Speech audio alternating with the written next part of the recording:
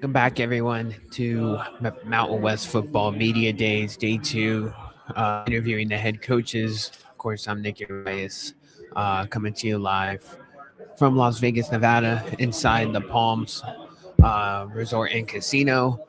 We got our afternoon session ready to begin here with some head coaching interviews. We're gonna have Tim Polisek, to lead things off here. Troy Calhoun also in the area to talk about his Air Force Falcons. So we're gonna be dicing out some conversations here, relatively quick here, um, and previewing the 2026 football season. As always, appreciate everybody for tuning in, whether it's on the YouTube side or on the Twitter live stream. Always appreciate everybody for popping in and out and tuning into the coverage the past 2 days. Just getting a better grasp on what these teams are going to look like and what's in store for the upcoming season. So most certainly can't wait for that. We got Timmy Chang also in the area for the Hawaii Rainbow Warriors. Of course, his connection and correlation to San Jose State's Coach Ken, pretty noteworthy as well with their ties on the Hawaiian island. Um, but yeah, always good to be out here talking, all things college football. Um, been as always, and I said this yesterday, just always a great experience. Just to talk just about the sport, get a better understanding of what we're going to be seeing here on a week to week basis. And between the players and the coaches, it's always a good time. Uh, while we kind of got, Air Force on the horizon here, wanted to load up their schedule for the season here because it's an interesting one. Um, with their four non conference games, two of the four being Army and Navy.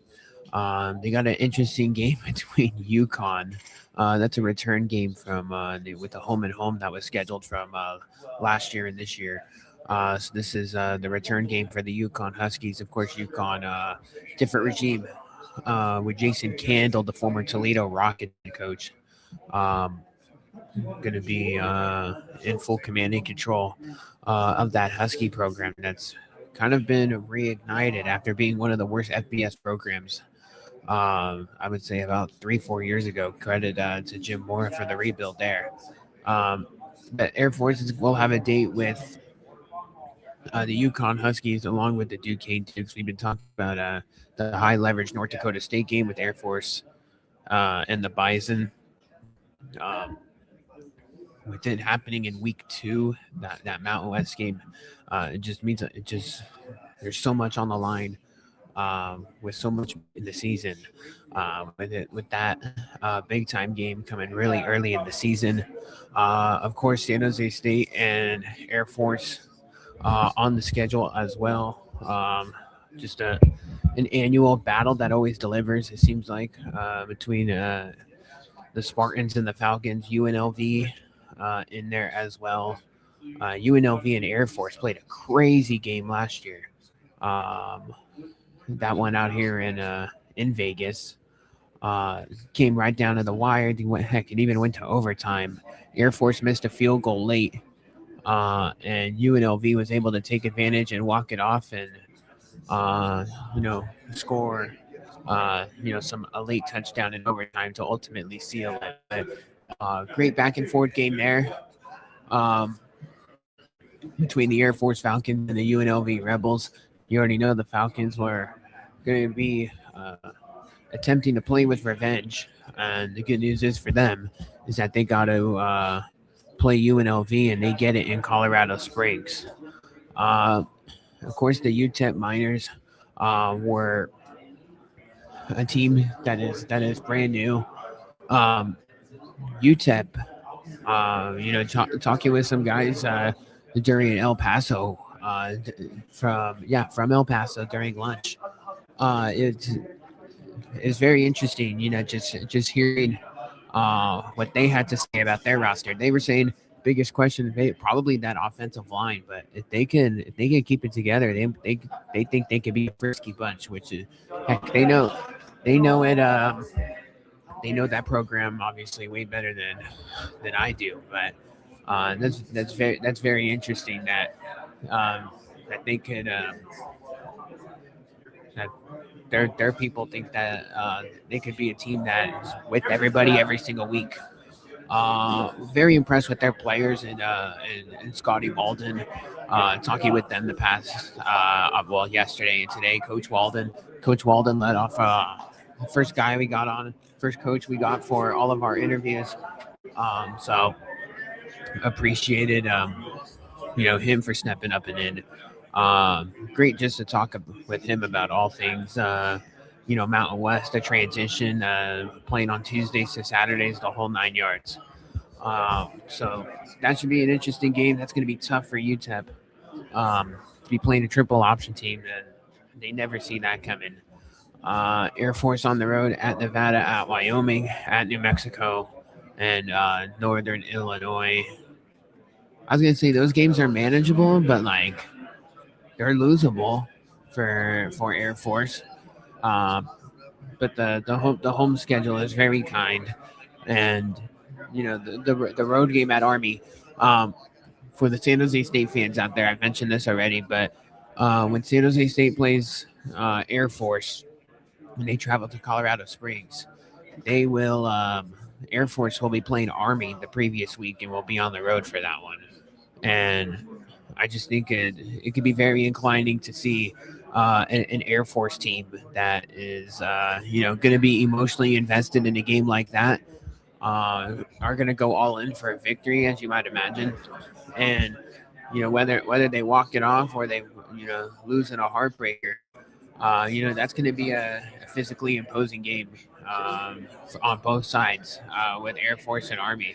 So I do think that could be a potential good spot for San Jose State that you catch Air Force, off a physical game and a game where they have to travel back to home base. So that's pretty interesting as well from that standpoint. And then look, Air Force is going to have to go on the road and make stuff happen. Um, and that's the thing. Like with their defense, always seems to come to play when they're on the road. For the most part, um, their offense really translates into with their explosives with Liam Zarka and just overall to truncate the game. Um, so I mean, we're gonna see what they're all about. Very intrigued to hear what Coach Calhoun has to say. Um, because remember, a year ago at this time, we were saying who's going to be the quarterback for Air Force between Josh Johnson and Liam Zarka. And Johnson ended up getting the start, and then ultimately Liam Zarka was pretty much the primary starting quarterback uh, for most of the season. I think he didn't start in like 2 games, like week 1, week 2 type thing. So I mean, he was their designated guy all along, and he really separated himself. And now he's just going to take another step and try to get this team to a potential Mountain West championship. Certainly in the horizon, especially with this schedule. Um, and man, there's yeah, sure you got Navy and Army, but those are non-conference games. So, I mean, it's gonna be interesting to see, what goes on with those guys. And we spoke with their players yesterday just about the youth movement, uh, just across the board on the defensive side of the ball, between Blake Fletcher's an older guy, but everybody else, mostly is guys that are in their second year or in their third year, but you know sat out a year, like had to wait their turn in the pipeline. So their defense certainly improved. It was a mess during the first half of the season, but as the year winded down, uh, that defense really came down to earth, materialized well. The numbers and the law of averages. Really calmed down. For them. ultimately fix it. Even though we broke down the numbers, might have been yesterday, and it just wasn't right, right? And because of time of possession and things like that with their defense, and offense, like everything, like the numbers were just totally uh, not what we've been used to seeing from the Air Force Falcons uh, with past teams. So, um, very interested to see what that looks like going forward um, for Troy Calhoun's group. Troy Calhoun, what is this, year 20 for him? We talked about the back-to-back losing seasons. We talked about the 51-48 overtime loss at UNLV. They lost to both Army and Navy by one score as well, uh, with a 34-31 loss at Navy and a 20-17 loss, versus Army. So, I mean, crazy, crazy. You'd think the close game meter would, come into their favor a little bit. So, I mean, usually when stuff like that happens, when you're losing several one-score games, I expect the one-score luck to, bounce a little bit back, uh, to where you at least get, a couple more wins that you're on the right side of. Air Force's offense was 45th in scoring offense, 128th in passing, third in rushing, 45th total. Their offense was amazing last year. And we talked about it with their players, with Cade Harris and Bruin Fleischman through the air. Fleischman, I saw interestingly at Montana State. I think his brother plays there. So he ended up getting cleared for another year. Uh, so, yeah, no Bruin Fleischman, for um, the Air Force group. Interesting to see who they replace at tight end. Uh, and that's probably still, up for grabs right now. And, you know, and it will just kind of go from there. As Well, now in the field, up to you. San Jose State Athletic Director Jeff Konya also, approaching our area as well. So we're going to see how this all goes down here momentarily. I'm taking one. Is that right? So,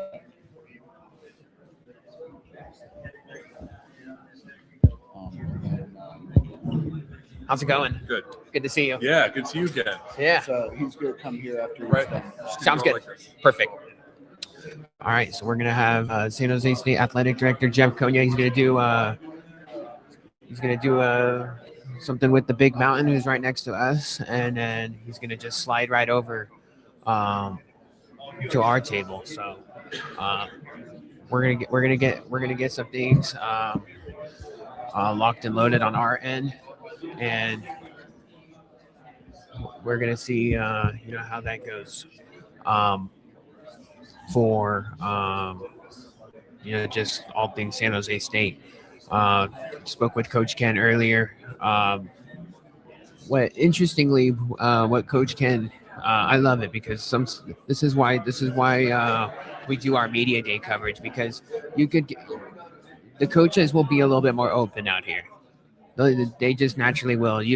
Sure, when you kind of have the press conferences, it's all about the game. What's ahead? Like when we talk to Coach Ken next, sure, it might be out of practice, but it's going to be reflective of the practice. This is kind of this is the setting where you could kind of just go with everything. You kind of talk about the landscape of the sport, NIL, transfer portal, like it could get a little bit way more wide open. And of course, we're going to still talk players, personnel, things like that, even though those questions won't get answered. But we want updates and things like that. So that's always good stuff. Interestingly, Coach Ken told us about the deal with talking about evaluating for a kicker. What was it? Maybe last year or 2 years ago? One of the years. through the portal. I think it was last year, and how they just simply got outbidded, and they had to pivot and go a different direction. So, I mean, this is the way things go. Man, the port. I couldn't imagine being a coach just in the portal now in 2026, because one thing is that sure you're dealing with the players and things like that and the negotiation process and all of that stuff behind the scenes, but you're also dealing with these agents who claim that they're agents, right? um that's it could get very complicated. uh I'd be very interested, just to talk. It gets pretty crazy with the basketball stuff. I imagine the football guys have it too, but the basketball side, I've heard several stories about how these guys are just kind of stuck in the portal because they're just the agents are just not doing the clientele any favor. So it's interesting how all of that stuff goes on behind the scenes. Everybody kind of seems to be you know there's a consensus that um, as there's a consensus about that with all the coaches out here that we got to get some guardrails on this because it's getting a little too crazy. Jeff Choate for Nevada said, "Hey, the first really good part was only having one portal window for football." Because sure, you had the one portal window, which is the one that opens up right after the college football national championship, and then following that, 2 years ago they had the post spring. So like literally like right after the spring practices, there'd be another window, and it just be ridiculous. Like a lot of Mountain West teams in particular lost like a decent amount of talent post spring. Whether it be because of an injury or things like that at the P4 level, and it just completely flips. Uh, things like that. So I mean, it's a crazy world that we're living in right now, and you just everybody around it is just trying to navigate the waters, and it's pretty wild out there, and they're certainly trying to get all things under control, and until then, you gotta just simply adapt to it.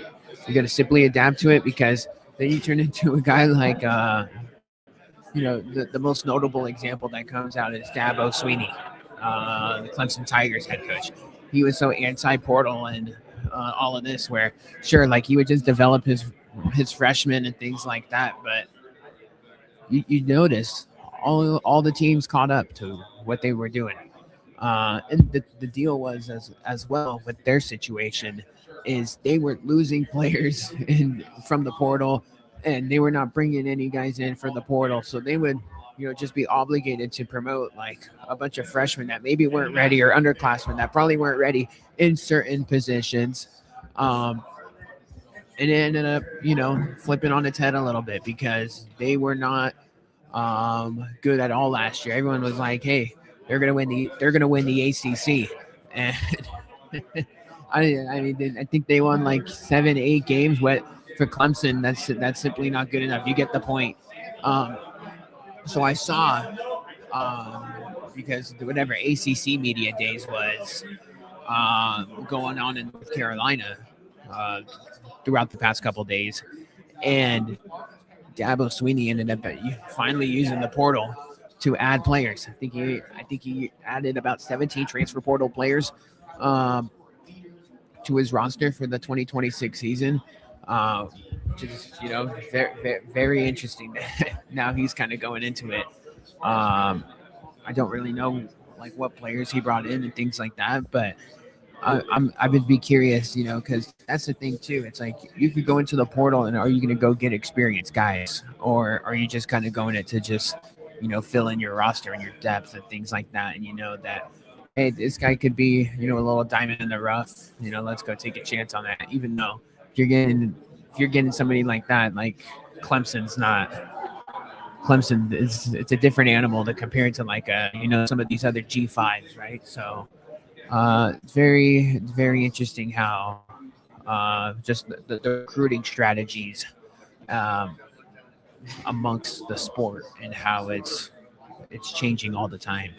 And some teams are going for it. You get teams like Texas Tech where it's just out of control, and like you look at their roster, it's a it's an all portal team, and it's literally like other areas where you know who's getting rated.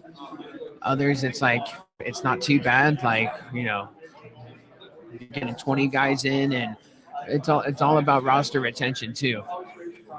So it's very funny how everything goes. So we're on deck for San Jose State AD Jeff Konya. We're gonna take a mini break right now, and we come back. We'll have that interview for everybody here. So don't go anywhere here on Mountain West Football Media Days. We will be right back.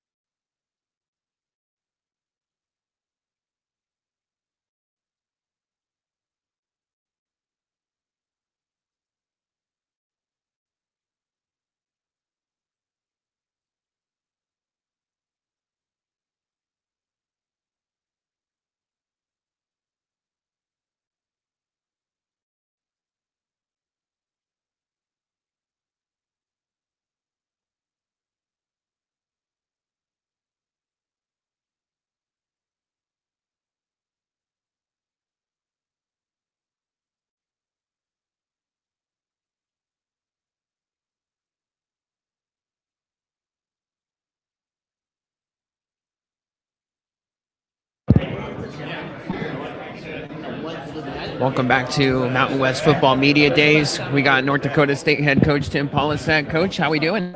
Good, man. My energy level's being challenged, but we're in good position. I can tell. Hey, well, obviously there's tons of excitement for the North Dakota State Bison heading into their first year, not only in the Mountain West but in the FBS as a whole. Just you being the head coach of this team, just how excited are you just for this gigantic transition for the program? Yeah, well, this time of year is always a challenge for us coaches, right? Summer is over, and so you're a little upset about that. But the excitement level for any football season, it goes without saying, right? It's why we coach. It's not because we absolutely love recruiting more than games, but to now be in the FBS and to truly find out, okay, what parts of the program are we going to have to really look at improving in order to compete at this level, or what parts of the program are in good position? Can we learn through this process while getting a few wins is going to be fun. But we're most certainly not moving up with the idea that, hey, this is going to be some 5 or 10 year transition. We'd like to be pretty proficient and efficient right off the bat. Well, speaking of right off the bat, I mean, there was a bunch of things here that ultimately allowed for North Dakota State to be eligible for a bunch of postseason festivities, whether that's CFP or bowls or Mountain West Championship. I mean, usually this is like a 2-year trial run. The old rules and the guidelines would say that. I guess, how excited are you the fact that, hey, we got something to play for if we deliver on the football field at the end of the year? Yeah, that's one thing. And I'm also excited because of retention of players. I think if we would have had a 2-year waiting period or whatever, that would have been difficult. But I think it makes total sense. I hope when we look back on this 10 years from now, it's not a North Dakota State thing. It's just a matter of doing the right thing with the amount of money that it costs to move up now and to join a conference. And so we're excited about that, though. That's something to shoot for. I think that would have made for a really long December without that opportunity, and a really long middle of the year if you don't have those opportunities. And so our players appreciate getting to compete for potentially a championship. You're 26-3. I mean, since you've been the head coach here, I mean, obviously, you've done a fantastic job, but I mean, just what's worked for you, just in Fargo to just have such a consistent winner year in and year out? Well, I don't necessarily look at it like what my record is. I haven't. I look at the success we've had since 1965. Yeah. We've only had 3 losing seasons. My mentor, Coach Bold, did such a good job of laying out a blueprint for Chris Kleiman and myself and Matt Entz, to follow. And so, Bison pride's a big deal. Our culture is a living, breathing thing. It's a winning culture. But we can't take things for granted. You have to do the work in order to maintain that type of winning. Somebody told me something about 120 and 13 or something in the last 10 years. And so we got to stay humble and hungry, right? We got to understand this stuff just doesn't happen, and it takes a lot of effort by a lot of good people. So, there's probably, I know you, us media folks probably saying like, oh, like for you guys being the FCS guys, like how is it going to work that you guys will be playing FBS talent, I guess every single week, because it's going to be new, for everybody involved, right? Yeah, I think that's the fun part for our fans. There is some unknowns, right? We don't know our opponents. We really don't know. Okay, we've had a lot of success versus FBS opponents. Yes. But those were in 1-game settings. Yeah. Okay, now to be able to, play a really tough opponent and then go on the road and play a tough opponent and have one more, the back-to-back thing. Yeah. How good are we really? Is our depth as good as we think it is, right? So we're going to be open to learning and growing in this process. But I think that's the exciting part, is to acknowledge, okay, there's going to be some things we're going to have to learn about here.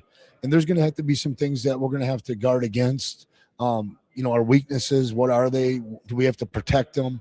And then leverage our strengths the best we can.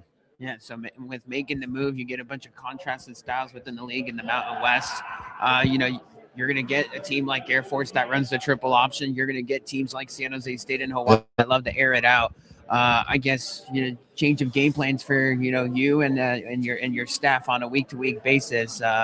Much more different now. Well, for sure, and I mean, that's maybe we've taken for granted a little bit, is like, okay, South Dakota, South Dakota State, Yeah. North Dakota, Illinois State and what they do. So we got to be really mindful of our preparation week to week. We got to be really mindful of the personnel in the league. Really mindful of what is the DNA of that head coach, what is the DNA of the OC. So we got to get caught up, and we have to learn all those things. The good news is we've been on that since February, and I'm not sure we got it licked, but we do feel a lot better today than we did on February 20th about the opponents. Let's talk about the roster a little bit because, offensively, I think if anybody's watched, your team, they know what you're going to do. You got a lot of creativity, threat quarterback more often than not. Yeah. You got talented backs, and you always got yourself a wide receiver that's going to pop for a couple explosives.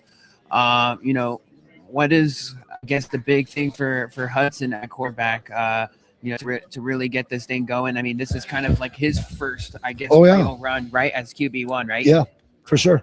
I mean, we've had a lot of success with that position. Recently, we've had straight guys drafted.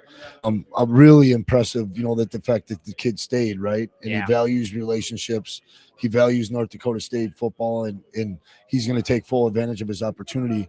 I think receiver is one of those positions along with linebacker that we're going to need all of camp to see how that kind of shakes out. Jackson Williams, Mekhi Collins, and Reese Kessel are all proven pass catchers, from last year, and I would suspect they'd only get better. But who are going to be the supporting cast, around that? Is Isaiah St. Romain step up as a receiver? Does GP Patterson step up as a receiver? Can Conklin help us?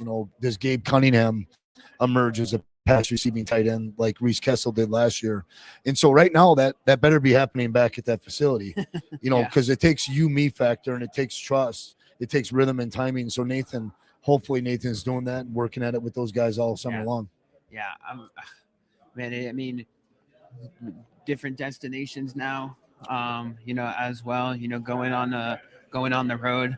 You guys got interestingly enough, the non-conference game for San Jose State. With so many new opponents and trying to figure out that team. I guess how excited are you?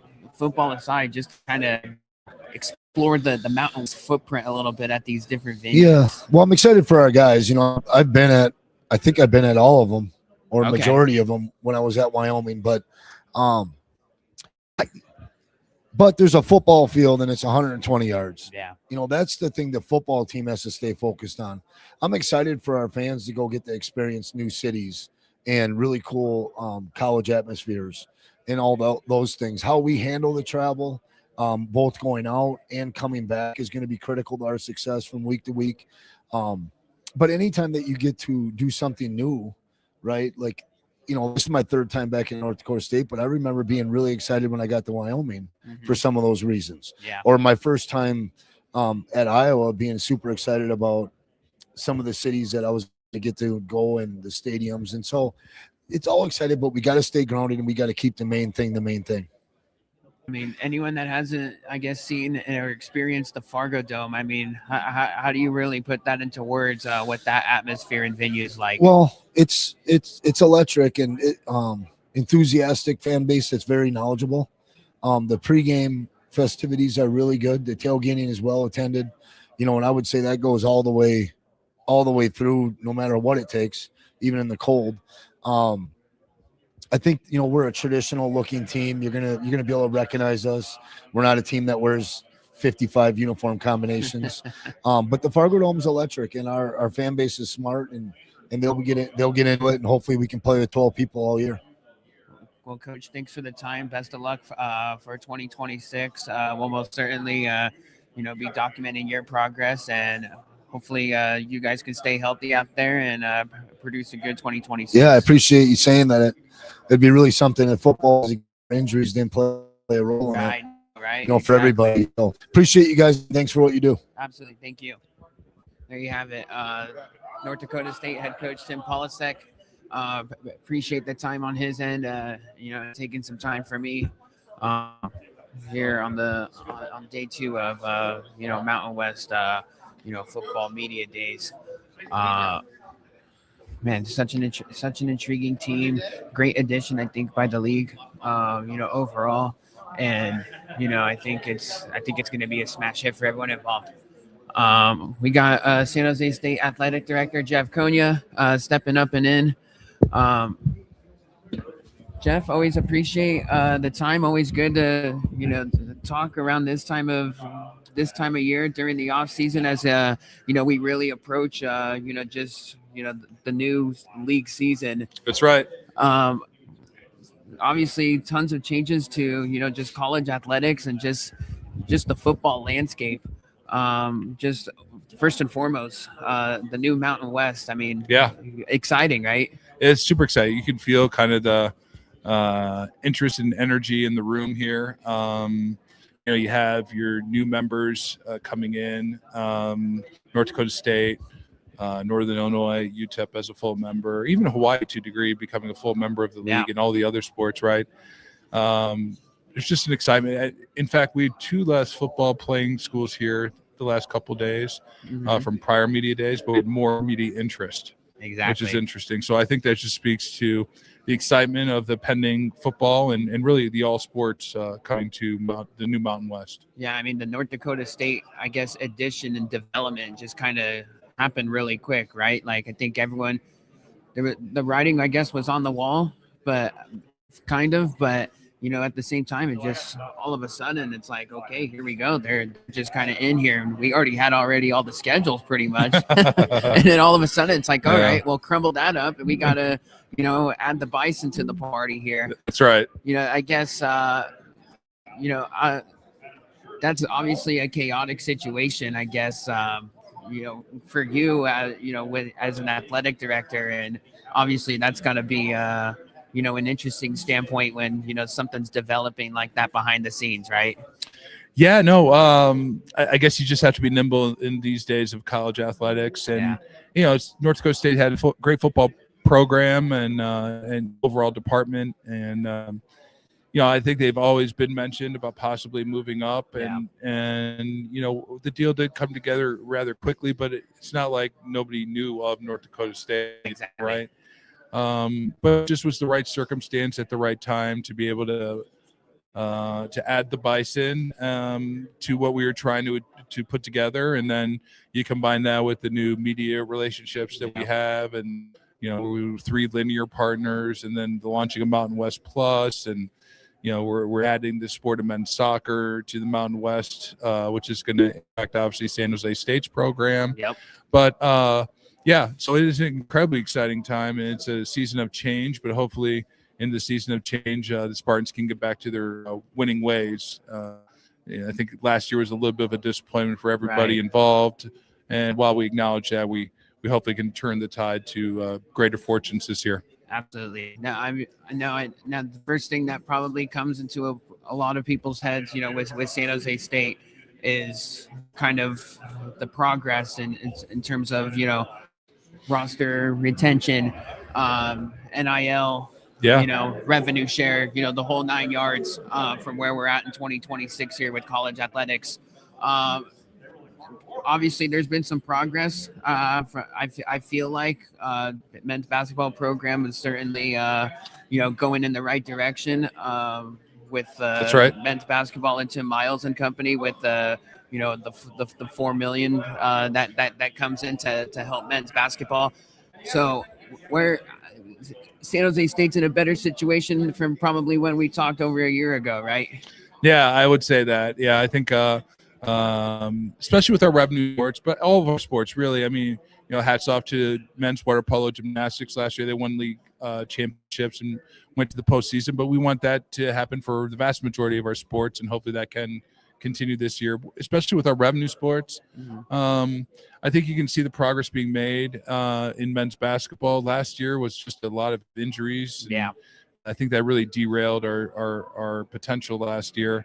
So I do think that men's basketball is well positioned. I do think women's basketball is going to be well positioned too. This is really the first recruiting cycle for Chatterton and his staff, and going to market, and he was able to attract what looks to be on paper a real quality recruiting class as well. So but then of course football, and everybody says, how are the Spartans going to be?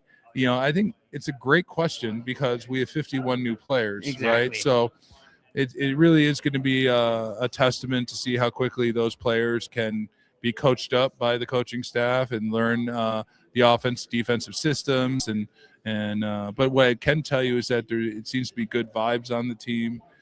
They seem to have the right work ethic and character from what I've observed so far, especially in the weight room and those kind of things. Mm-hmm. So from a character makeup standpoint, as you head into the season, I'm really confident that we have character. Now, can that translate to wins on the field, right? Absolutely. And that's going to take a lot of work here in the rest of July, August to get ready for that USC game and the rest of the other 12 games we're playing next year. Yeah. When it comes to, just formulating the non-conference schedule, because, obviously you got to put that together. Some of that stuff is, scheduled, years in advance, but some of it is, and some of it is not. Exactly. But what you do have is, obviously, some regionality, which is something that I always enjoy. We've had the Stanford series. You got a home and home with Cal in the near future. The Spartans and the Bulldogs with Fresno State still going to be going at it with that rivalry.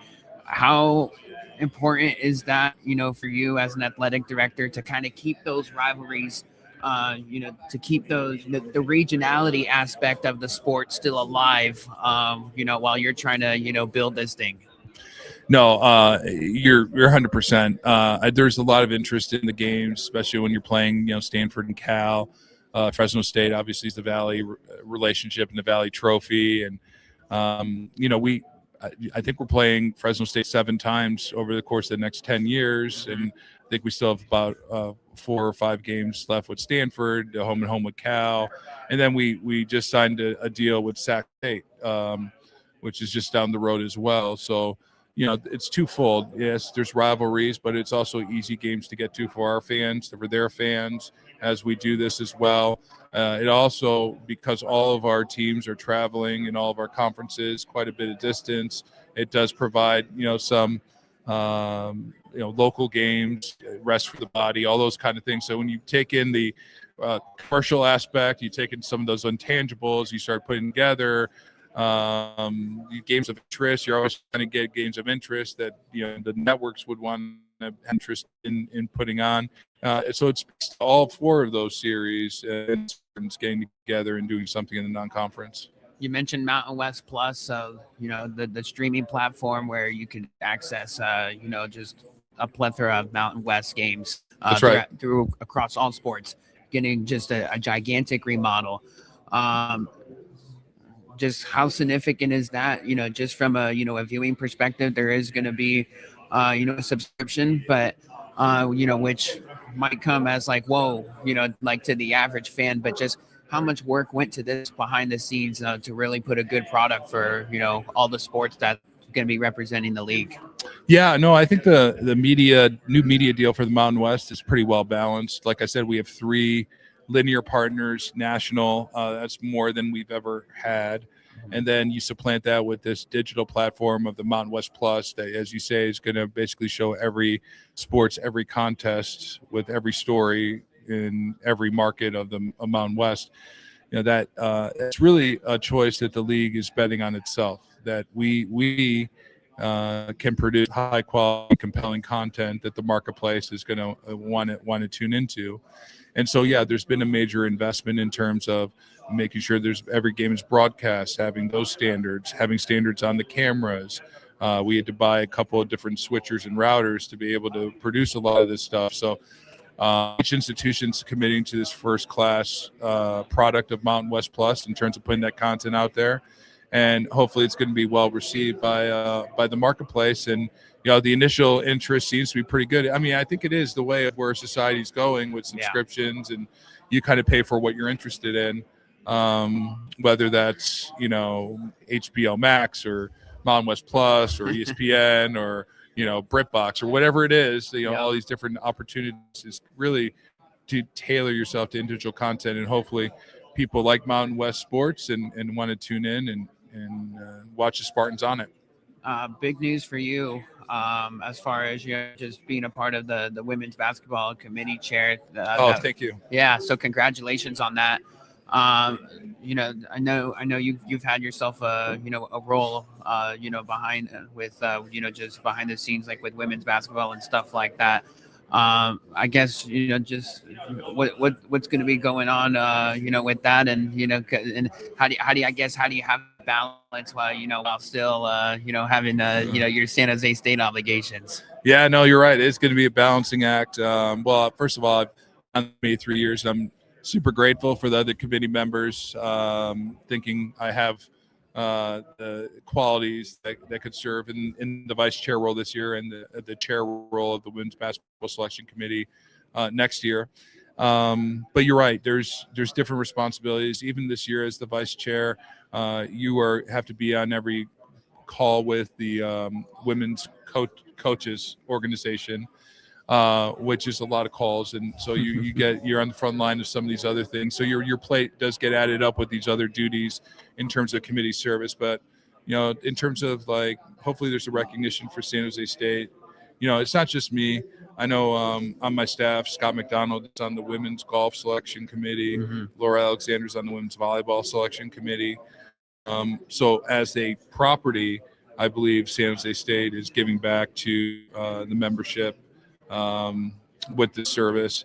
And again, if for this particular thing at this time when women's basketball's interest is surging and there's a lot of attention on that sport, I think it's a great opportunity for myself, but also for San Jose State, to serve in this role. Absolutely. Well, congratulations on that. Thank you. I appreciate the time, and always enjoy our conversations when we do have them right before we officially kick off the athletic season, and we'll most certainly be talking in the near future. Anytime you want to talk, we're here. So we'll make it more than an annual occasion. But, absolutely. Appreciate what you do, and hopefully this year is going to be a great year for the Spartans, and hopefully everyone can come check out San Jose State. I think who are we opening with? I think it's Cal Poly at home, right? Yep. So Cal Poly at home. Hopefully everybody can come out to the Cal Poly game and cheer on the Spartans. Thank you for watching. Absolutely. Well, appreciate you, and we'll most certainly be connecting. Thank you. Thank you. There you have it. San Jose State Athletic Director Jeff Konya. Always appreciate it. You're all good to go. Appreciate it. Always in our conversations, just talking, San Jose State, obviously a significant time in the Mountain West with all of his role and what's going on there. The balancing act of his women's basketball role. I mean, there's a lot of stuff behind the scenes, that you got to make things happen. So that's always significant. As we got Air Force head coach Troy Calvin. That's fine. Coach, how we doing? Good. You doing okay? Yep. When good. Can air this? What's that? When will you air this? We're live. Oh, we're live. We're live. Okay, great. This is right here for you. And this is where? This is on YouTube, Twitter. We're based out in San Jose, California. Great. Okay, super. We'll do it. So we got Air Force head coach Troy Calhoun. Coach, good to be talking with you once again. Air Force football in 2026. You guys are going to be bringing back a defense that's got a young defense, but got their feet wet last year. You got a talented quarterback in Liam Zarka. Just what are you optimistic about for the Falcons here in 2026 to really get back to their winning ways? Yeah, just really look forward to getting started. Just the guys, how hard they've worked in the off season, to see the really incredible gains that we made in the weight room. I thought we had an excellent spring practice, and then just seeing some of our skills, some of our movement in the summer. So it'll be we're more than ready to get this baby cranked up. Absolutely. This team, you guys, obviously not the results that you guys wanted last year. A lot of one-score losses that could have very well, broken the other way. I guess, for your team and, How do you take those learning experiences from last year and really, I guess, apply it and use it as fuel, for this season with this roster? Well, I don't know if it's necessarily fuel. They're Okay. necessary building steps. Yep. The number of 18 and 19-year-olds that played last year. And we're keenly aware we're at a place where it's going to be a little bit cyclical, in the years where you do have teenagers playing compared to the years where you have more 21 and 22-year-olds. It's just we're in a unique environment, and it's been adapted to the environment that now is college football. And being a little bit older, I do think will help.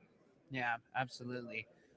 Talk to me about obviously you've been in this Mountain West Conference forever.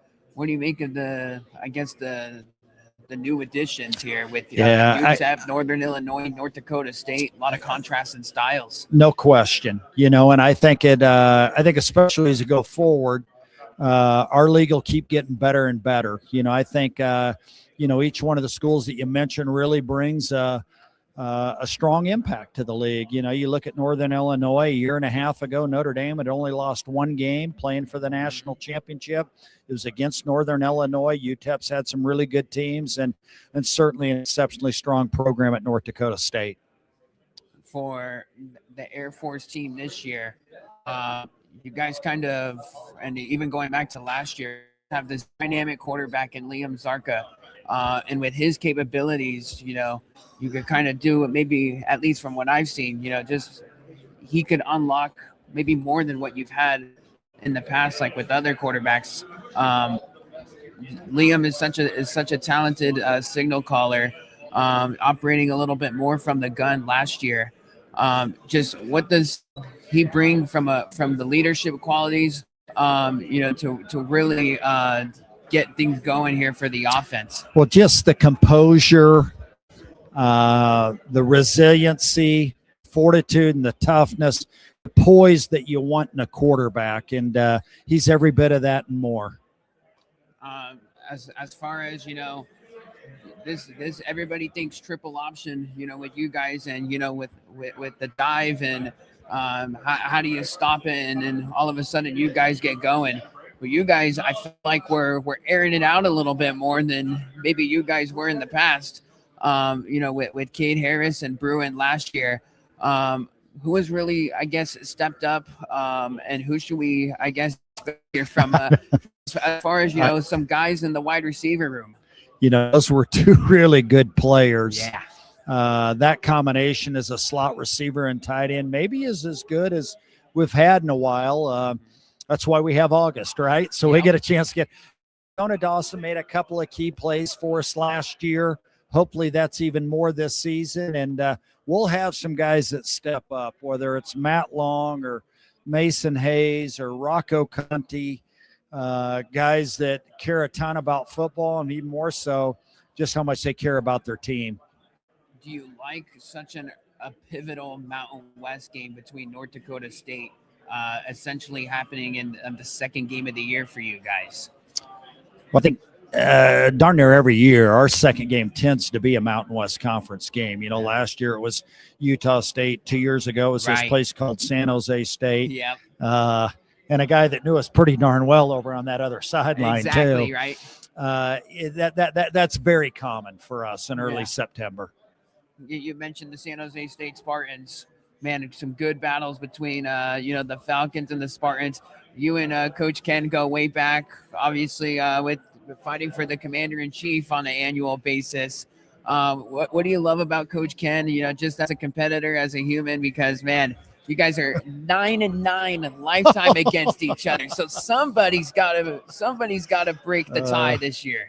All of that you said as a human being, as a football coach, great man, unbelievable football coach. I mean, the repository, the sheer depth, how much football he knows. Great leader. My goodness. It's one of those guys, the admiration, respect you have for the guy. It's just there ends up being 60 minutes out of the whole year. You're thinking, There he is on the other side. I mean, great people. Him and Barbara both. I mean, it's fantastic to have them be involved in our league. Absolutely. Well, Coach, appreciate the time. Yes, sir. Thank you. We'll most certainly be looking forward to the San Jose State and Air Force clash towards the second half of the season. And best of luck and out there in 2026 and stay healthy out there. Good stuff. See you in November. Absolutely. Thank you, Coach. Appreciate Yes, sir. it. Thank you. There you have it. Air Force head coach Troy Calhoun. He's running around all over the place on a time crunch himself. Just trying to get things going. Man, it took us all day to get Troy Calhoun.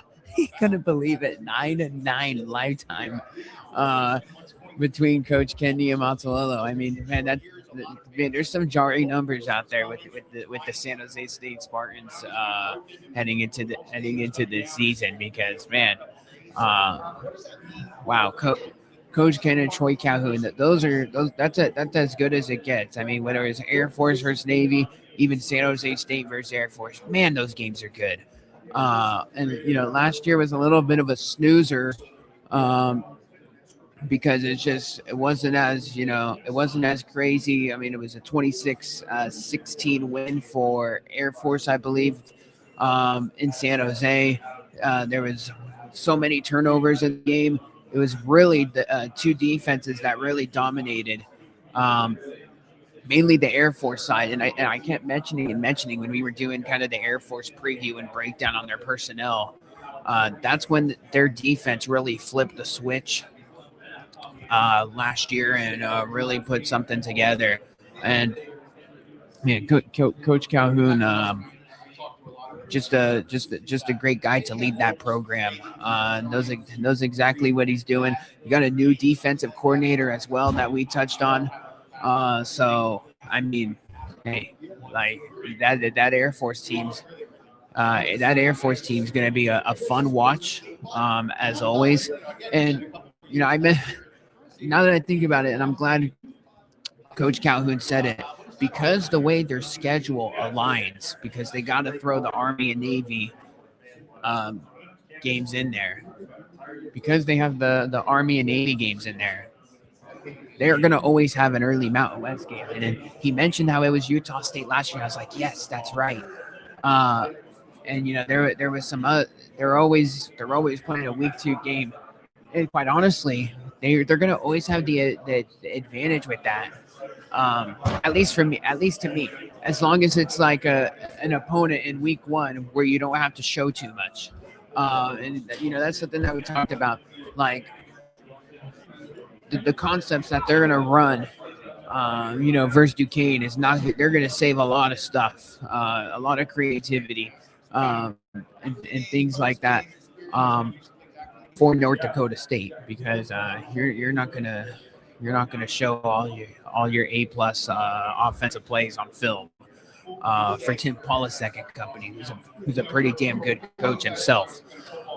So I mean, wow, that always good to conversate with Coach Calhoun, and just to talk Mountain West ball with him. That's a true Mountain West OG right there.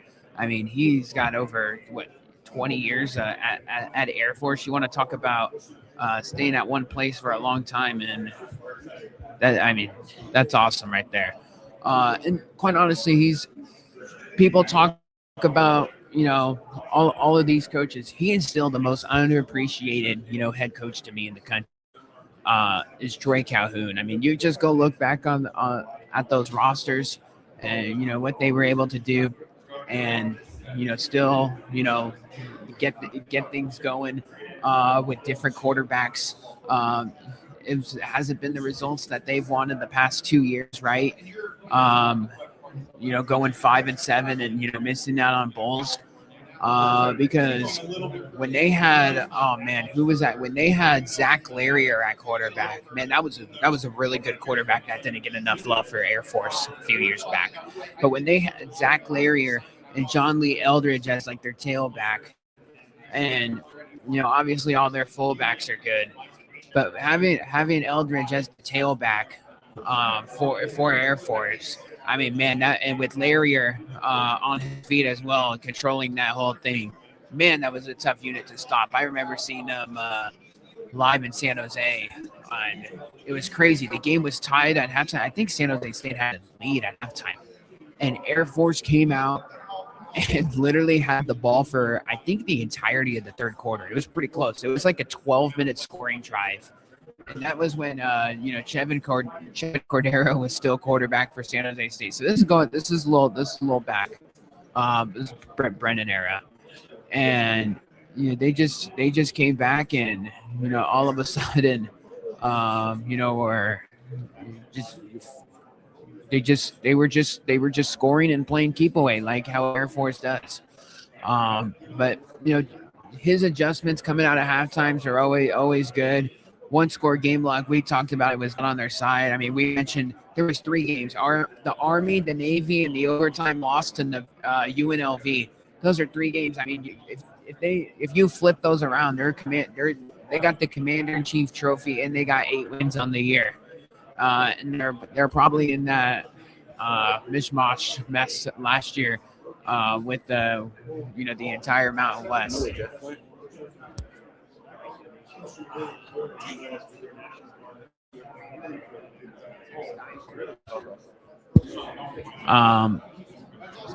But yeah, Air Force. The Air Force Falcons is college football done right, people. Just the way that they go about their business. Obviously, obviously serving for America, that goes without saying. But just the operation that they run over there in Colorado Springs, the people that are involved, the leaders. Obviously the football speaks for itself, and they're just one of the great programs out there that just doesn't get enough love nationally. It's hard to believe that they've yet to win a Mountain West championship, and there they are trying to potentially do it with this year's group.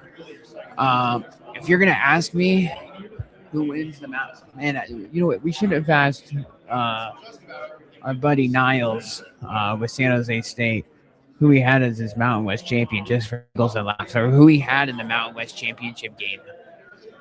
I'm gonna actually go ahead and say it's gonna be New Mexico versus Air Force. That's gonna be my pick. Who wins the championship game? I don't really know. That's a conversation for another day, I guess. But those are going to be my top 2 teams, New Mexico and Air Force, because I think the schedule sets up very nicely for Air Force as well. We should mention it. I mean, those Army Navy games, they're big time. I kind of don't want to say this, but it's almost like, but I think it is true. I think the Air Force guys care about those games more so than the Mountain West games. Like that trophy. Obviously, the Army Navy game is a classic, but the fact that you get the service academies together, they all run the same stuff, and everybody knows each other essentially. That's awesome. And the games are mostly always close. Maybe not with the Air Force team 2 years ago when they went out there, but different situations that they were in. I think this year they might be getting going something in the right direction, and it all starts with Liam Zarka at quarterback.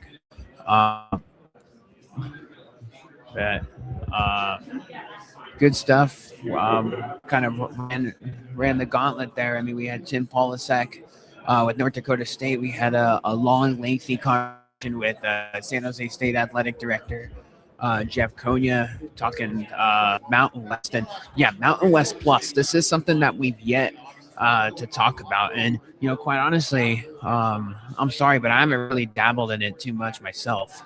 But essentially, the Mountain West Plus is basically, the Mountain West streaming platform. Like if you were to just go watch on the Mountain West Network, The deal is that it got a massive. If you go on the Mountain West website, they basically redid it and rebranded pretty much everything, like the color scheme, the website design, everything else in between. But the big thing is that now there's going to be a subscription to watch the games, and I know everyone's not happy about that. I think it's like $60 for the year, which, like, if you think about it, is like not that terrible. Like if you're watching like the Mountain West, if you're watching like the Mountain West religiously, like we do, that's $5 a month. That's a Starbucks coffee.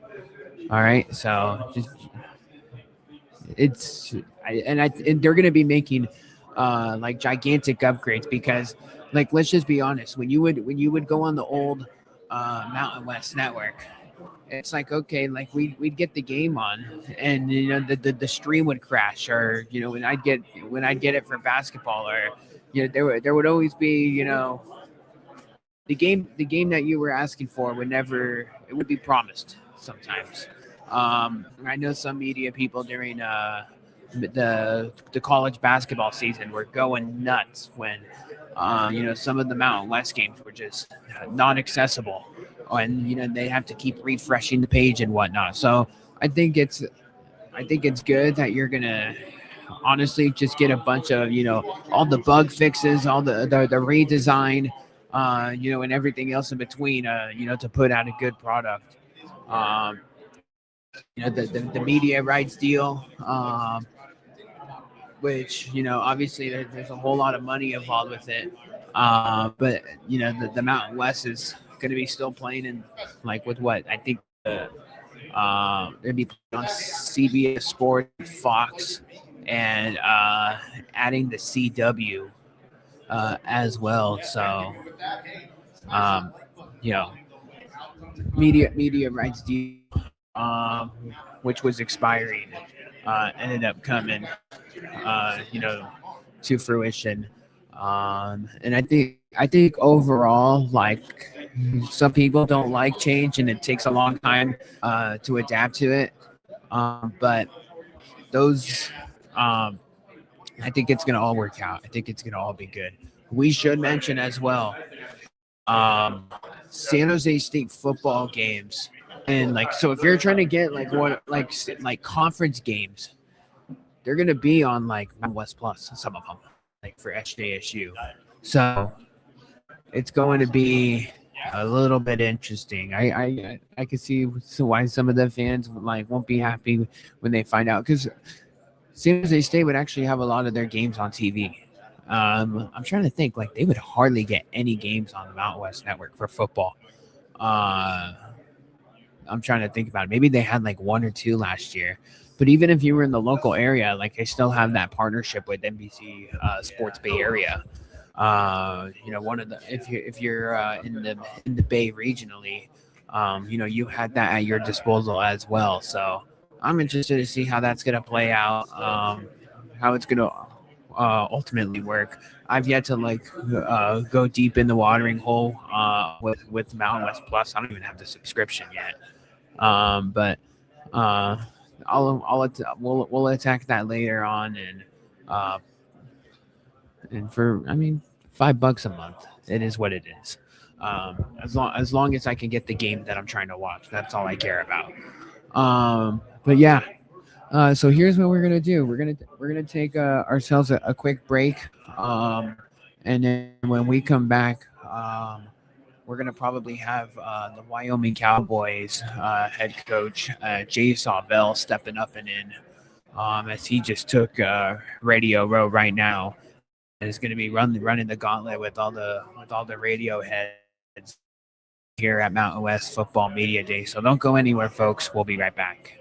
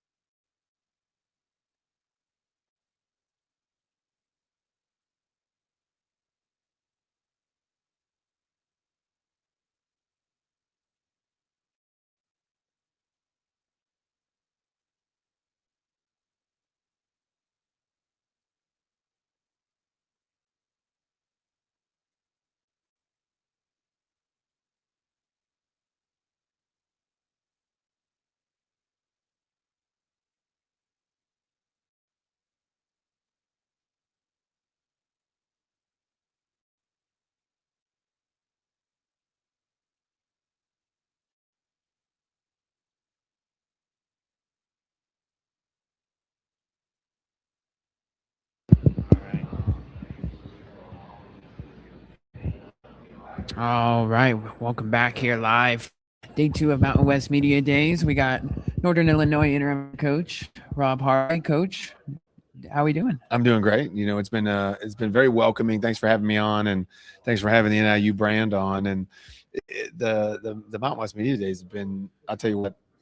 Not that I was expecting any harsh feelings, but just the welcoming from the conference, but the welcoming from the other programs and the other teams has been awesome. You know, and you can feel that the programs, the administrations of these schools want this conference to be great. You can only be great if each individual institution is pushing forward. So you can feel that here. So it's been cool. Yeah, I was gonna say, new year, new opportunities, and a new conference. That's right. And for NIU, this is obviously this is big time. I mean, the fact that you're representing the team, the Mountain West team in the Central Time Zone. That's right. Just what does this mean? You kind of talked about it, from you and just your experience here. But how about for the fan base? That opportunity. You get to play games on Saturdays, which might be an adjustment for some.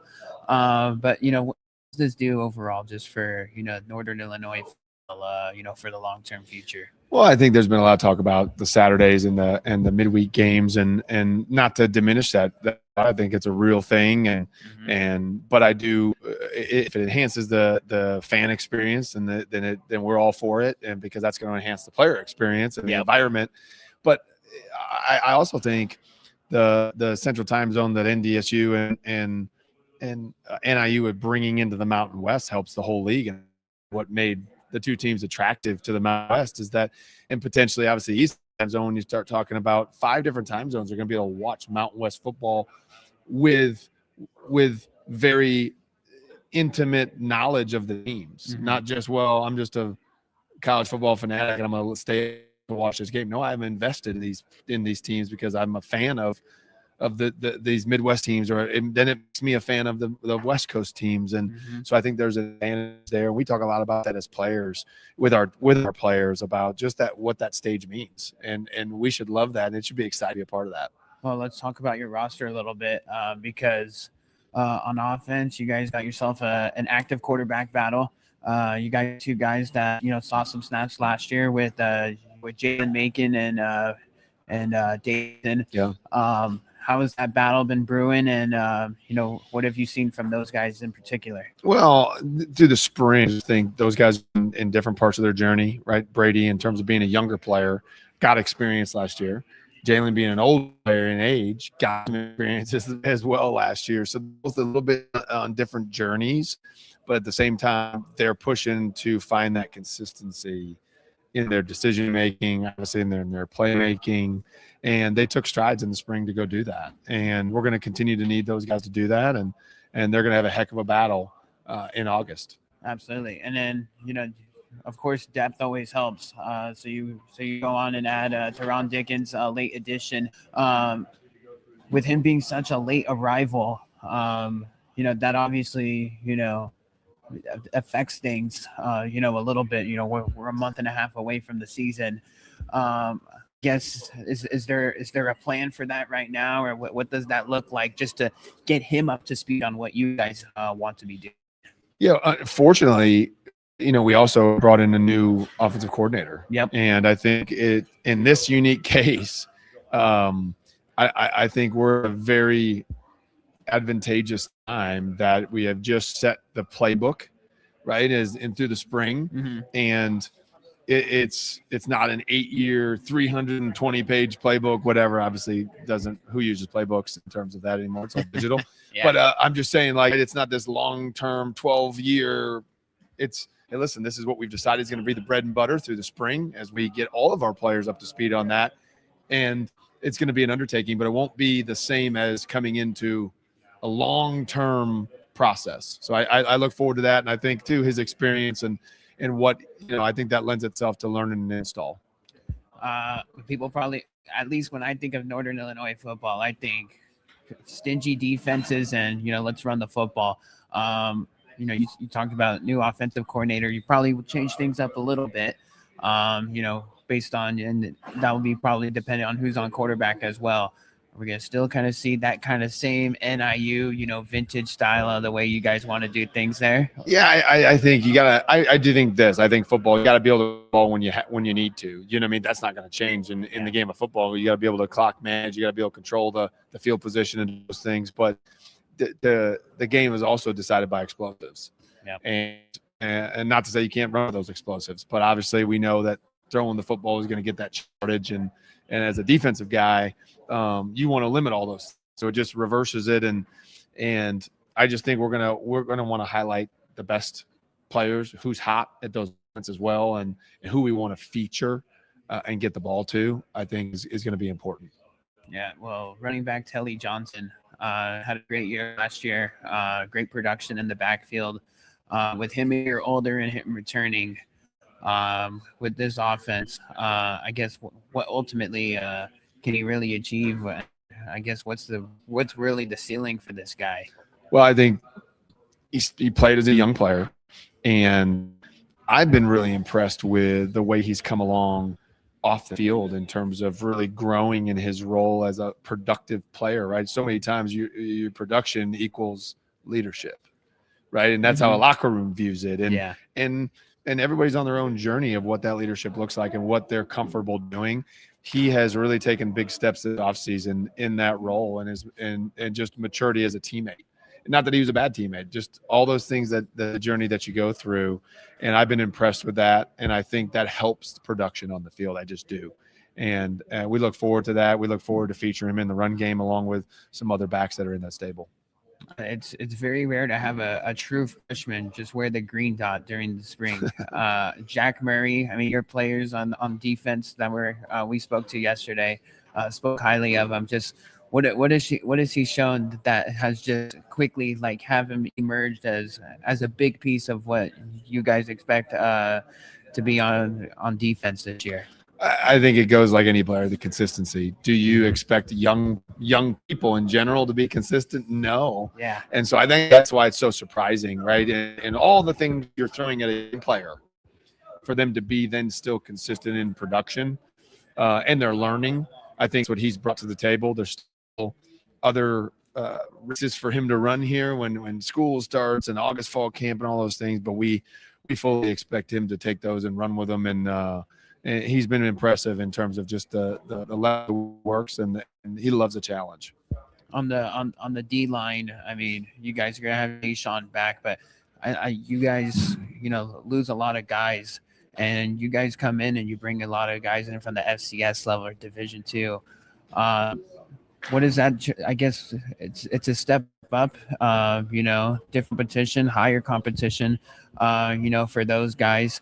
I guess how are you helping those guys prepare for the physicality of the Mountain West and what it ultimately provides here? Because there's some teams that are certainly match what you guys got, right? Yeah. Well, I think you got to do physical things and tough things on a daily basis.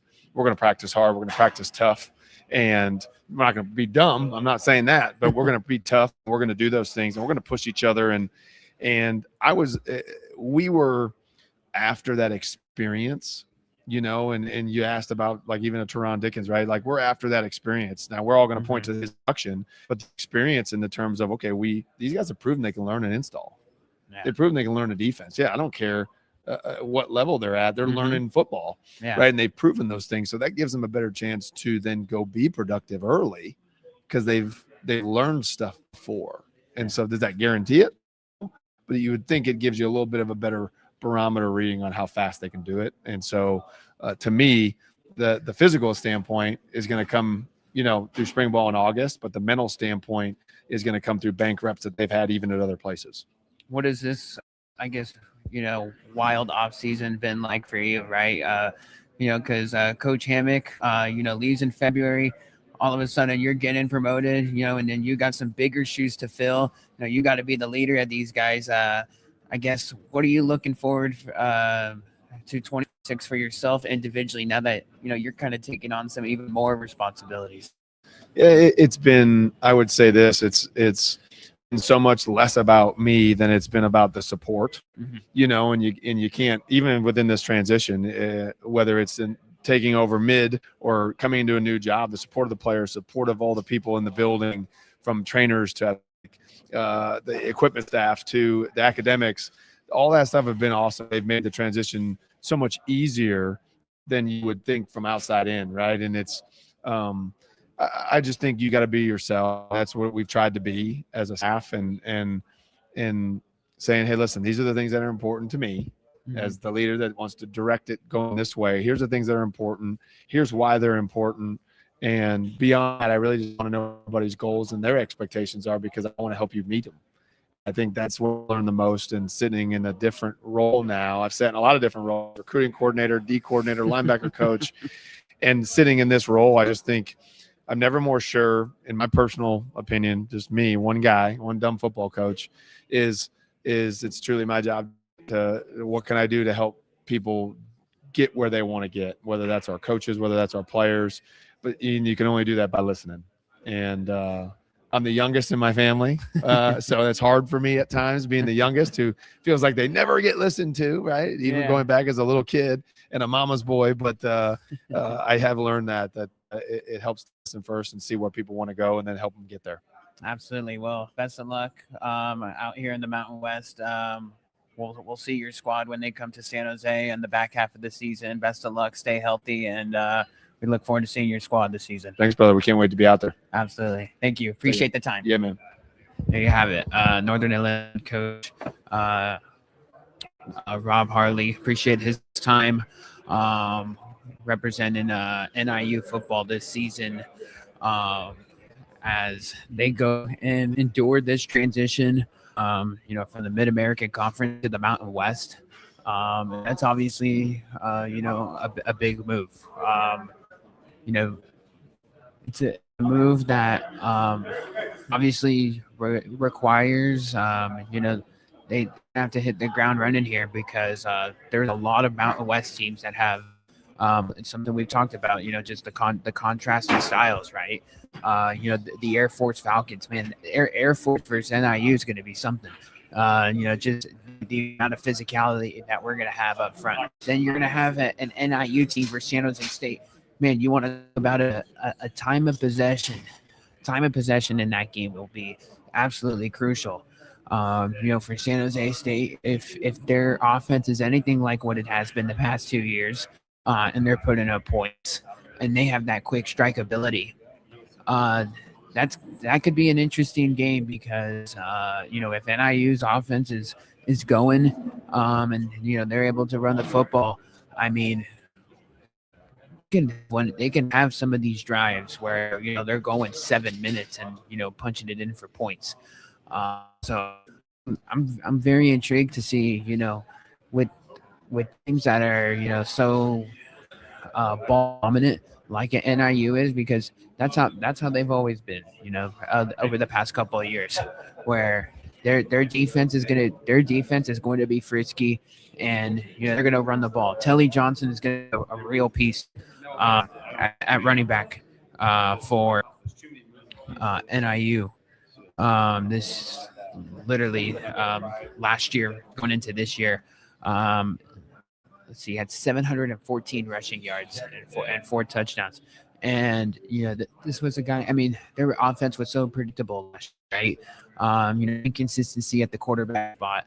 For a 3-win team last year, and with Jalen Macon a year older, with Brady Davidson a year older, and when you got those guys as a year older, and then the Teron Dickens piece is fascinating. When you throw those three guys in there, with Telly Johnson, they're gonna be able to. I think they're gonna be able to move the ball. So I mean, this is going to be very fascinating to see. A note that we have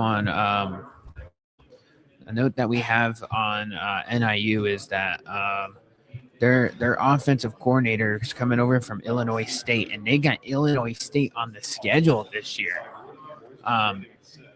That is fascinating. How that whole thing is going to work, because um, just the familiarity there, um, and how ironically he going from his old stomping grounds, to somewhere else. So it's going to be something. Interested to see how this team, just manages the Mountain West schedule. You got 7 road games, all of the road games for them. Just the longer travel than the average Mountain West team will be something to monitor, right? Very very much similar to Hawaii, and what they've had to deal with. With Hawaii, every trip that they take is going to be 5 hours plus. Every road game that is. So every mile, every road trip is it counts. And how does that affect play during the back end of the season? Who knows? But um, there'll be a fascinating team to monitor and watch, as we're a month and a half away from the season. We got one more interview scheduled with Wyoming head coach Jay Sawvell. And after that, we're going to be pretty much all wrapped up here for 2026 Mountain West Media Days. So Jay Sawvell will be our last interview before we officially call it here from Vegas. So we got coming up. Should be coming in here within, I imagine, the next couple minutes. As that Wyoming team, who we talked to yesterday, their players, Ethan Solsatz and Tyler Hughes at quarterback, ready to maybe break out on offense this year, for a team that hasn't been able to really say that over the long haul. So when we come back, we'll have Wyoming here on the other side. Feel free to come out to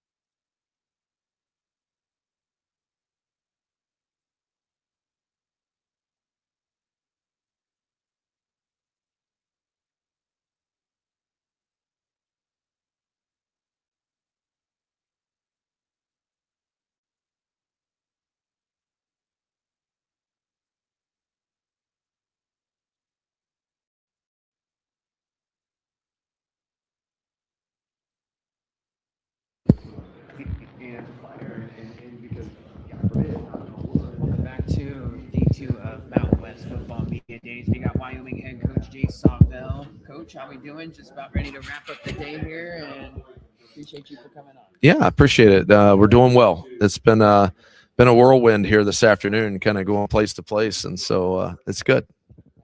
Well, hey, level of excitement for Wyoming. I'm most certainly have you guys on very high on the intrigue scale this year, just because of what I think you guys could be on offense. You guys bringing a new offensive coordinator, Christian Taylor. You guys bringing a new quarterback in Tyler Hughes. The chemistry between those two guys, they went through a familiar path at William and Mary. What about that tandem in there I believe really turned this Wyoming offense into something special? Yeah, I think first of all, a year ago, there came a point and where the vision of what I wanted us to be offensively, we weren't close to, and so I wanted to completely reset it. And a lot of that had to do with the fact that the two teams that was most difficult for us to prepare for the last 2 years defensively, 2024 New Mexico, 2025 Utah, had the same quarterback and same offensive staff in both those places. And, I wanted to get us in a space where we had every single player on the field skill-wise on offense could be a threat, including the quarterback. Yeah. And I wanted a bigger diversity in our run game. I wanted more moving pieces to our offense. And Christian Taylor brings all of that. He embraces bigger personnels with multiple tight ends and running backs and those things. But there's a versatility to it all. And Tyler Hughes fits it perfectly. And Landon Sims fits it really well, and Mason Drew will fit it really well for us. But, we're very excited about this matchup of what we've got, with what we're trying to get done and what we've brought in. Obviously that those guys got a connection, but just overall, how important was it for you guys just to bring in an experienced guy in the quarterback room that has starts in the resume, right? Yeah, it was huge because, Mason hadn't played a lot. That was a piece of it. Landon Sims was coming off of, he got injured last year against San Diego State, tore his ACL. Now he's in a good spot right now, but we didn't have a guarantee of where that was going to be. So it became important for us to find a transfer quarterback and somebody that could come in and be a leader of the program and do that. Tyler's exceeded everything that I hoped for, in terms of his leadership, the energy he has on a daily basis, his bond he has with his teammates right now, all the way through to his talent on the field. Been very, very excited about him. So obviously the pass catching department is going to look much different. Some guys go poorly. You guys lose the star tight end, John Michael Gillenborg. He elects to go pro. So what is this room going to look like? Is it going to be a lot of guys that have been in the pipeline, that have waited their turn, and you're developing them, and they need a step now? Or is a healthy medium here of what we got going on with some new faces? Well, I think we've got two really good tight ends in Kyle Frent and Jake Wilson. I think those two from a receiving standpoint are very, very good. I think that so I think that we can build around that piece to it. Receiver wise, Eric Richardson played a lot for us last year's back. Jackson Holman played a lot for us last year's back. Dion DeBlanc played some for us last year's back. Charlie Conan, and Keelan Washam as a freshman that we redshirted a year ago that's got a lot of talent. I think a big piece to this is how the whole offense can potentially help the receivers, not only with what we're doing from a schematic and that part of it, but also the fact that we've got a quarterback in Tyler that there's going to be some things that defenses just have a hard time playing against us because of his ability just to run and his speed. And so I think it can help our receivers find space and find working room because there's going to be, like I said, there's going to be some things. If you make a mistake on Tyler Hughes, it can turn into a 50-yard run. Yeah. And he's not afraid to do it. Absolutely. What do you make of the new Mountain West and the landscape that we have entering in? It's kind of a new era here. 3 new teams kind of join the party, and contrast in styles here. Yeah, I'm excited about it. I think it's a good fit for the Mountain West. First of all, I think North Dakota State brings a brand, brings a fan base, brings tradition. So I think from a football standpoint that's a big positive right away. I was at Northern Illinois for 3 years, and when I left Northern Illinois, I was part of a staff that Jerry Kill took the job at Minnesota, and we left Northern Illinois. Jimmy Ward was a first-round pick coming up. Jordan Lynch was going to be a Heisman finalist in the next couple of years. So there was a lot of good players that we had in that program when we left. And so I know what that place can turn into and what that can be. And that's not to say it's not there now, but what I'm saying is I know the level of player that we had there, and what you can attract. And so I'm excited about it. I think UTEP brings a good footprint into the conference too, and a really good stadium. So it's a good fit. Before we close things out here, that San Jose State game last year was something. Yeah, it was. Just what is it with San Jose State and Wyoming? I guess like since you've been here, they got the high flying offense. They got you early, but then Laradice hit the Spartans big time. That was one of the more crazier Mountain West games I think we had all year. That was a really unique game because we started off playing really poorly defensively, and you sit there at a point and you thought, shoot, they might score 100 or something like that. And then the game stabilized a little bit for us, but we really couldn't get over a hump for a while either offensively, until we got a pick six. Yep. And and that piece to it. And so when you get down to it, I think it's a symbol of what this conference is, right? Like every week presents a new challenge. That's what I was telling the people from North Dakota State, all the media here. I said, one of the biggest things that you got to get ready for is the fact that there are so many different styles. Play Air Force, and then you play San Jose. Well, that's as far apart as what you could get. Yeah. And then you have travel involved and time zones involved, and there's a lot of layers to it. Coach Ken does a great job.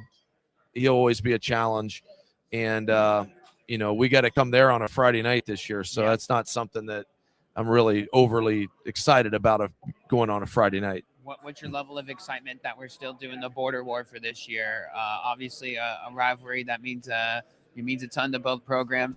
Regionality I feel like is important within this sport. We need it, even though I think we're getting away from it. But just the fact that we're getting that game in week 1 too. We're getting in week 1, which is always unique when you play a big rival game in week 1.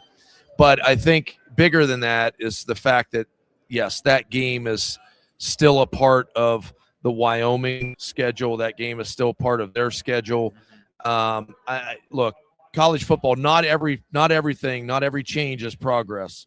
But in this situation, at least we were able to hold on to something that's so important to so many people. That game is a huge deal to the state of Wyoming. We know that. Our players know that. And trust me, between now and September 5th, they'll be reminded a whole lot about it too. So, but it is a big deal. And we need to show up and we need to play well and we need to hold our end of the bargain. Absolutely. Well, best of luck in 2026. We'll most certainly be monitoring the progress, and we'll see you on the Friday night, middle of the season in San Jose. Absolutely. Thank you very much. Thank you for the time. Appreciate it. Appreciate it. There you have it. Wyoming head coach Jay Sawvell. Great stuff with Coach. Just talking about the offense. That's what we needed to hear. For the Wyoming offense. That's valuable information. Tyler Hughes has been everything that they'd hoped for. We already know what they're going to bring defensively. Offensively, this team is just they've needed some creativity for a long while now. And they're finally. It seems like on paper, and from what Coach just said, that he's very optimistic that this thing could turn into something special. I've said it numerous times, they're my boomer bust team in the Mountain West. This could go, one or two ways. It could be the same song and dance how they had with Evan Svoboda and Caden Anderson, and inconsistencies like how they had with Andrew Peasley for 3 quarters. Or this could turn into one of the more fun teams in the Mountain West, and all of a sudden when you put that feisty defense that kept them in games last year for 3.5 quarters, and you put that offense together, this could be a top 4 team in the Mountain West. I don't think that's far-fetched when you put those two things together. He mentioned a lot about, Coach mentioned a lot about, the wide receiver room. I would probably circle Eric Richardson's name. That is going to be a guy that needs to get involved. Their run game is always superb, with Sam Harris and Markel Holman.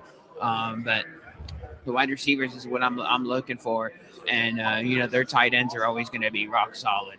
Up front, they'll deliver for you as well. So I'm very intrigued to see what they look like, for the 2026 campaign. But that'll just about do it for us here as far as our coverage is concerned. Appreciate everybody for tuning in over the past 2 days with our, coverage out here from Vegas, from our student athlete interviews from yesterday to the head coaching interviews today. Appreciate everybody, for tuning in. On whether it was on YouTube or Twitter, coming in and out. All of our interviews will be posted on the YouTube. So youtube.com/@thesportsentiment. It'll all be available within the next couple of days. The live stream will be saved. So if you want to go deep sea diving into what nearly 10 hours of content roughly, you most certainly could do that. But we'll make everybody's life easier and just upload everything separate, and then you could pick and choose what you want to re-listen to and hear back. But we got a lot of stuff. It's going to take me a couple days, to really attack it. So keep the notification bell on, because you'll most certainly be seeing a lot. But as always, appreciate everybody. Appreciate the Mountain West as always for hospitality. And all the SIDs that helped us out behind the scenes to make this all possible, and ultimately to get all these sit-down interviews on Radio Row. Appreciate them a ton, and most certainly honored to be back here, representing, covering San Jose State football, but at the same time covering Mountain West football. We're going to continue to keep doing it. We're gonna have tons of more content leading up to the Mountain West season. We'll come back. We'll kind of recap things from Mountain West Media Day, probably in the early stages of next week. Just I guess debrief on a lot of things. Some things that we talked about, but just maybe just like what we learned, from some of these teams. Because there was a lot of stuff that got unpacked. From hearing these players and coaches, intriguing names, under the radar names that we need to be aware of. The list goes on. There's going to be a lot of things that are going to be coming with the countdown to kick off, 40 something days to week 0. San Jose State at USC. There's plenty of other Mountain West teams that'll be playing in week 0 as well. So we're gonna keep it pumping on the YouTube side and on the channel, youtube.com/@thesportsentiment, and to everybody on Twitter for tuning into the live stream and the live coverage of Mountain West Media Days. I appreciate everybody a ton. But that'll just about do it for me here. Once again, Nick Urias signing off, straight from the Strip in Las Vegas, Nevada. 2026 Mountain West Football Media Days officially in the books.